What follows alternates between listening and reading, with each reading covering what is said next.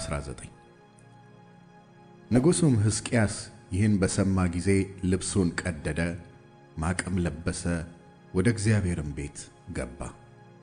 የቤቱንም አዛዥ ኤልያቄምን፣ ጸሐፊውንም ሳምናስን፣ የካህናቱንም ሽማግሌዎች ማቅ ለብሰው ወደ ነቢዩ ወደ አሞጽ ልጅ ወደ ኢሳይያስ ይሄዱ ዘንድ ላካቸው። እነርሱም ሕዝቅያስ እንዲህ ይላል፣ ይህ ቀን የመከራና የተግሣጽ የዘለፋም ቀን ነው። ልጆች የሚወለዱበት ጊዜ ደርሷል፣ ለመውለድም ኃይል የለም። ምናልባት በሕያው አምላክ ላይ ይገዳደር ዘንድ ጌታው የአሦር ንጉሥ የላከውን የራፋስቂስን ቃል ሁሉ አምላክህ እግዚአብሔር ይሰማ እንደሆነ አምላክህ እግዚአብሔርም ስለ ሰማው ቃል ይገሥጸው እንደሆነ ስለዚህ ለቀረው ቅሬታ ጸልይ አሉት። እንዲሁም የንጉሡ የሕዝቅያስ ባሪያዎች ወደ ኢሳይያስ መጡ። ኢሳይያስም ለጌታችሁ እግዚአብሔር እንዲህ ይላል፣ የአሦር ንጉሥ ባሪያዎች ስለ ሰደቡኝ ስለ ሰማኸው ቃል አትፍራ። እነሆ በላዩ መንፈስን እሰዳለሁ፣ ወሬንም ይሰማል፣ ወደ ምድሩም ይመለሳል፣ በምድሩም በሰይፍ እንዲወድቅ አደርገዋለሁ በሉት አላቸው። የአሦርም ንጉሥ ከለኪሶ እንደራቀ ሰምቶ ነበርና ራፋስቂስ ተመልሶ በልብና ሲዋጋ አገኘው። እርሱም የኢትዮጵያ ንጉሥ ቲርሐቅ ሊዋጋህ መጥቶአል የሚል ወሬ በሰማ ጊዜ ደግሞ ወደ ሕዝቅያስ መልእክተኞችን ላከ፣ እንዲህ ሲል ለይሁዳ ንጉሥ ለሕዝቅያስ እንዲህ ብላችሁ ንገሩት፣ ኢየሩሳሌም በአሦር ንጉሥ እጅ አትሰጥም ብሎ የምትታመንበት አምላክህ አያታልህ። እነሆ የአሦር ነገሥታት በምድር ሁሉ ላይ ያደረጉትን እንዴት እንዳጠፏቸው ሰምተሃል። አንተስ ትድናለህን? አባቶቼ ያጠፏቸውን ጎዛንና ካራንን፣ ራፊስን፣ በተላሳር የነበሩትንም የኤደንን ልጆች የአሕዛብ አማልክት አዳኗቸውን? የሐማት ንጉሥ፣ የአርፋድ ንጉሥ፣ የሰፌርዋይም ከተማ ንጉሥ፣ የሄናና የኢዋ ንጉሥ ወዴት አሉ? ሕዝቅያስም ደብዳቤውን ከመልእክተኞች እጅ ተቀብሎ አነበበው። ሕዝቅያስም ወደ እግዚአብሔር ቤት ወጥቶ በእግዚአብሔር ፊት ዘረጋው። ሕዝቅያስም ወደ እግዚአብሔር እንዲህ ብሎ ጸለየ።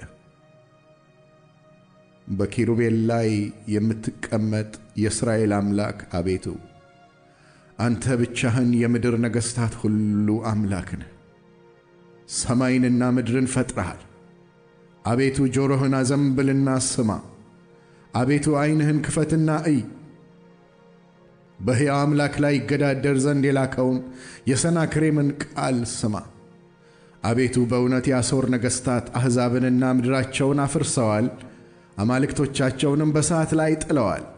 የእንጨትና የድንጋይ የሰው እጅ ሥራ ነበሩ እንጂ አማልክት አልነበሩምና ስለዚህ አጥፍተዋቸዋል። እንግዲህ አምላካችን አቤቱ የምድር መንግሥታት ሁሉ አንተ ብቻ እግዚአብሔር አምላክ እንደሆንክ ያውቁ ዘንድ ከእጁ እንድታድነን እለምንሃለሁ። የአሞጽም ልጅ ኢሳይያስ እንዲህ ብሎ ወደ ሕዝቅያስ ላከ። የእስራኤል አምላክ እግዚአብሔር እንዲህ ይላል፣ ስለ አሦር ንጉሥ ስለ ሰናክሬም ወደ እኔ የለመንከውን ሰምቻለሁ። እግዚአብሔር በእርሱ ላይ የተናገረው ቃል ይህ ነው። ድንግሊቱ የጽዮን ልጅ ቀላል አድርጋሃለች፣ በንቀትም ስቃብሃለች። የኢየሩሳሌም ልጅ በላይህ ራሷን ነቅንቃብሃለች። የተገዳደርከው የሰደብከውስ ማን ነው? ቃልህን ከፍ ከፍ ያደረግከው ዐይንህንም ወደ ላይ ያነሳኸው በማን ላይ ነው? በእስራኤል ቅዱስ ላይ ነው። አንተስ በሰረገላዬ ብዛት ወደ ተራሮች ከፍታ ወደ ሊባኖስ ጥግ ላይ ወጥቻለሁ። ረጃጅሞቹንም ዝግባዎች የተመረጡትንም ጥዶች እቈርጣለሁ። ወደ አገሩም ዳርቻና ወደ ቀርሜሎስ ዱር እገባለሁ። ቈፈርሁም፣ እንግዳውንም ውሃ ጠጣሁ። የተገደበውንም ውሃ ሁሉ በእግሬ ጫማ አደርቃለሁ ብለህ በመልእክተኞችህ እጅ በእግዚአብሔር ላይ ተገዳደርክ። እኔ ጥንቱን እንደ ሠራሁት ቀድሞውንም እንዳደረግሁት አልሰማህምን? አሁንም የተመሸጉትን ከተሞች የፍርስራሽ ክምር እስኪሆኑ ድረስ እንድታፈርስ አደረግሁ። ስለዚህም የሚኖርባቸው ሰዎች እጃቸው ዝለዋል፣ ደንግጠውም ታውከዋል። እንደ ምድረ በዳ ሳር እንደ ለመለመም ቡቃያ በሰገነትም ላይ እንዳለ ሳር ሳይሸት ዋግ እንደ መታው እህል ሆነዋል።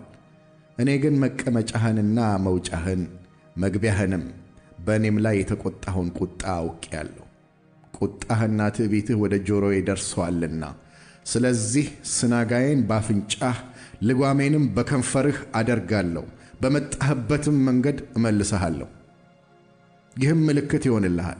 በዚህ ዓመት የገቦውን በሁለተኛውም ዓመት ከገቦው የበቀለውን ትበላላችሁ።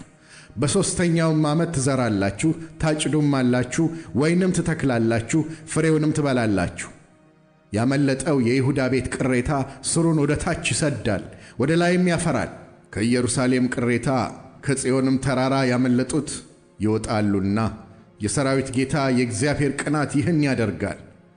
ስለዚህም እግዚአብሔር ስለ አሦር ንጉሥ እንዲህ ይላል፣ ወደዚች ከተማ አይመጣም፣ ፍላጻንም አይወረውርባትም፣ በጋሻም አይመጣባትም፣ የአፈርንም ድልድል አይደለድልባትም። በመጣበት መንገድ በዚያው ይመለሳል፣ ወደዚችም ከተማ አይመጣም ይላል እግዚአብሔር። ስለ እኔም ስለ ባሪያዬም ስለ ዳዊት ይህችን ከተማ አድናት ዘንድ እጋርዳታለሁ። በዚያችም ሌሊት የእግዚአብሔር መልአክ ወጣ፣ ከአሦራውያንም ሰፈር 185,000 ገደለ። ማለዳም በተነሱ ጊዜ እነሆ ሁሉ በድኖች ነበሩ። የአሦርም ንጉሥ ሰናክሬም ተነስቶ ሄደ፣ ተመልሶም በነነዌ ተቀመጠ። በአምላኩም በናሳራክ ቤት ሲሰግድ ልጆቹ አድራሜሌክና ሳርሳር በሰይፍ ገደሉት። ወደ አራራትም አገር ኮበለሉ። ልጁም አስራዶን በእርሱ ፋንታ ነገሠ።